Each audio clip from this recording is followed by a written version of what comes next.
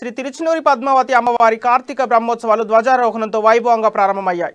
9 రోజుల పాటు కన్నుల పండుగగా జరిగే అమ్మవారి బ్రహ్మోత్సవ వేడుకల్లో భాగంగా తొలి రోజు ఉదయం మిథున లగ్నంలో అర్చకుల వేద మంత్రోచ్చరణ మధ్య ధ్వజారోహణ నిర్వహించారు. 9 రోజుల పాటు వివిధ వాహనాలపై పద్మావతి అమ్మవారి భక్తులకు దర్శనమివ్వనున్నారు. ఇవాళ ధ్వజారోహణం, సాయంత్రం చిన్నశేష వాహనం నిర్వహించనున్నారు.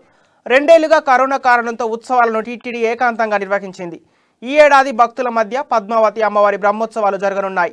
శ్రీవారి బ్రహ్మోత్సవాల తరహాలోనే పద్మావతి అమ్మవారి బ్రహ్మోత్సవాలకు ఏర్పాట్లు చేశారు.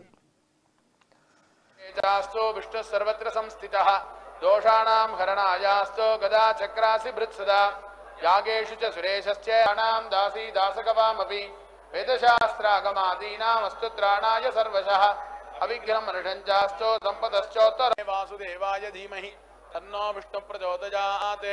ఓం సుదర్శనాయ విద్మహే మహాజ్వాలాయ ధీమహి తన్నశ్చక్రః ప్రచోదయాత్. ఓం ఏషా కృత్రేష భగవాన్ వాసుదేవః. ఓం ఏషా కృత్రేష భగవాన్ సంకర్షణః. ఓం ఏషా కృత్రేష భగవాన్ ప్రద్యుమ్నః. ఓం ఏషా